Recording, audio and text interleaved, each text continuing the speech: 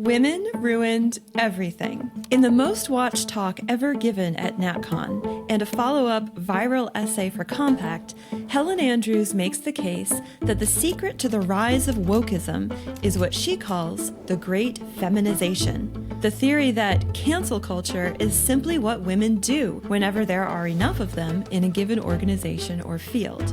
Wokeness, she says, arose around the same time that many important institutions tipped demographically from majority male to majority female. As more females entered the workforce through the 80s and 90s, the era of political correctness, a pre-woke work culture, also took off. Gender parity was achieved in many fields in the 2010s and the early 2020s. Women overtook men among college-educated adults. Law schools hit 50-50 male-female. In 2017 to 2018, women made up 50% of enrolled medical school students. The rise of women in the workforce, the feminization of everything, according to Andrews, is both when and why all hell broke loose. Everything you think of, she says, as woke involves prioritizing the feminine over the masculine, empathy over rationality, safety over risk, cohesion over competition. Andrews explains that wokeness is just how women as a group are hardwired. We bury conflict in layers of compliments and listening sessions, and then we work behind the scenes to isolate and ostracize our social enemies. Feminine woke behaviors, she theorizes, optimize the female of the species to protect our offspring and hearths. But it also, she says, makes women deadly to the institutions that uphold civilization, especially the law. So it seems like she's onto something. Men and women are, as groups, different, undeniable. Our institutions and professions are moving toward or are already majority female. Facts. This demographic shift coincided historically with the rapid decline of the West's foundational institutions. Yes, agreed. But does that mean her conclusions are valid? Not necessarily. Andrews claims that it is the key to the woke cancel culture, that it, quote, really does unlock the secrets of the era we're living in. She says, if wokeness is the result of demographic feminization, then it will never be over as long as the demographics remain unchanged. Fix the demographics, fix the problem. Reduce the number of women in the room, and we are on the way back to a rational, truth-based civilization. Helen is so close, but she is just not seeing the big picture. She attempts to get to the root cause of an obvious problem we all experience, but she actually stops short of getting to the heart of the matter, and I'm going to tell you why. But first, how about some holy heroes? We are called to pray for our enemies, but do you know how? New from Holy Heroes comes another prayer card to help. This large prayer card includes 2 prayers requested by Jesus himself. One, to pray for your enemies by name. The second, to pray to sincerely forgive all those who trespass against you. Get this prayer card for your family, friends, parish, and school. To help you share this card far and wide, you can get up to 35% off when you order in bulk. Don't wait to start praying for your enemies. Go to holyheroes.com/prayer card to get your prayer cards today. Holy Heroes, bringing the joy of the faith to your family. And now, back to the women. The Great Feminization theory, as explained by Andrews, traces our woke cancel culture back to the rise of women in the workplace.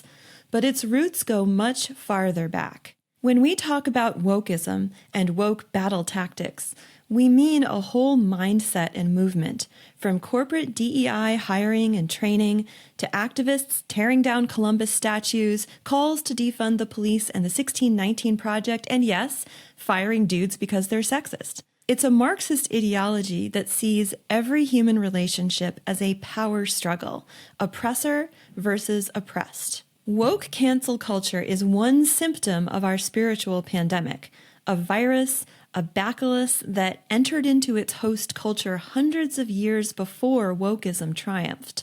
Contemporary female thinkers like Mary Eberstadt and Noelle Meering have traced wokeism back to 19th century Europe, to the philosophy of Hegel and his disciples Marx and then Lenin. The modern obsession with power and identity grew out of their ideas, the notion that history moves through conflict and that utopia comes only after violent revolution, of which American cancel culture is actually one of the more benign expressions. A key moment in our American story arrived literally in 1935, when the German Frankfurt School fled to New York City. These intellectuals brought with them critical theory, an approach that redefined education itself. With the help of American philosopher John Dewey, often called the father of modern education, the Frankfurt School's ideas took root at Columbia University's Teachers College, the faculty of which were, I will point out, 73% male at the time. Critical theory rests on three key dogmas. First, the individual must submit to the group. Second, the intellect must give way to emotion and will. And third, power must replace legitimate authority.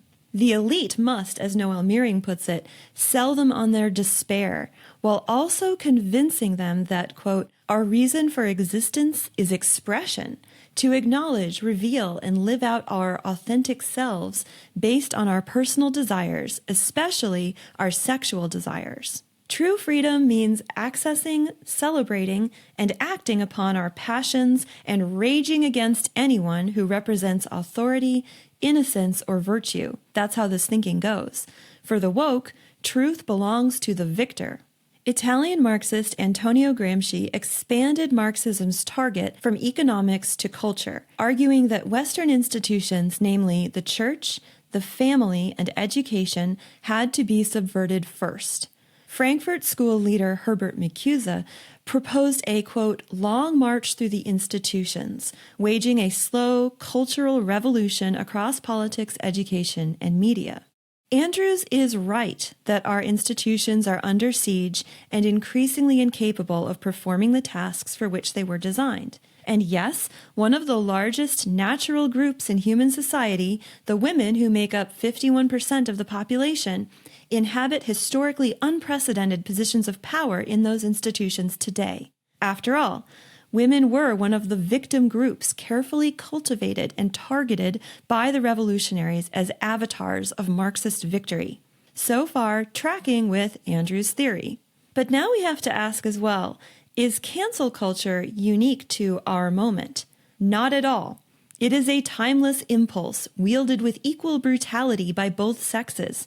King Herod, Ivan the Terrible, Andrew Johnson, and the Macbeths. Women today may have a louder platform to cancel opponents, but men have hardly been champions of free speech. Across history, both sexes have shown the same irreverent attitude toward law and truth that Andrews blames on women. As my friend Ivana Greco put it, the urge to rally your tribe and exile your enemies is a human problem. Civilizations long struggled to define the rule of law, the freedom of the press, and the public square proves it. Canceling enemies, whether by exile, ruin, or execution, has been humanity's favorite weapon since Eden. From Henry VIII's monasteries to Mao's revolution, both sexes have destroyed institutions in the name of progress. Yet, if sin is equal opportunity, so is virtue. History teems with flourishing institutions led by men and women, especially within the Catholic Church. The great abbesses and saints, Hildegard of Bingen, Clare of Assisi, Teresa of Avila, might admit that women can fall into cattiness or manipulation, but they would also point to their schools, their hospitals, and convents as proof of women's creative genius. Civic peace has always been rare, achieved only through the shared heroism of both sexes. America's exceptional order is fragile precisely because it rests on this cooperation. There is no single villain or grand theory. History is too messy for that. Andrews is right that we must name root causes, but she does not go far enough. Defanging the HR ladies and restoring law may help, but the state and the marketplace are not civilization's foundational institutions. The real battleground is not the workplace, it is the family. To quote Meering again, the corrosion of the family is intrinsic to the agenda of woke ideology precisely because of the way the family is meant to uphold the dignity of the person and serve as a bulwark against political tribalism. Central to the family is, of course, the mother. Yet the great feminization Andrews blames for everything has been largely an anti-mother feminization. We didn't trade toxic masculinity for balance. We swapped out Mad Men for Sex and the City. Our woke cancel culture is new, not because institutions changed beyond recognition, but first because women did. One revolutionary technology made it all possible, the pill, which enabled us to join the workforce en masse by adopting male patterns of sexuality. Most powerful women succeeded in male-shaped spaces, not by transforming them, but by reshaping themselves to fit in. To thrive in workplaces built around male norms, women adopted behaviors foreign to their nature, using birth control that chemically alters the female brain and hormonal rhythm, working longer hours to afford daycare for our infants barely 6 weeks old, embracing male-patterned sexual behavior, promiscuity repackaged as empowerment, which many women instinctively find empty. Philosopher Helen Roy writes, "Be it through contraception, abortion, gender transition, boundless careerism, or the outsourcing of the maternal relationship, the mutilated bodies and souls of women and children became the sacrifice to false equality. The result? A hollow gender equality and anxious, unfulfilled women."